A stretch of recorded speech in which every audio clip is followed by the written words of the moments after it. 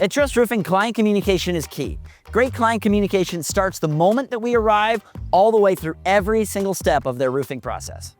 Step 1, always greet the client.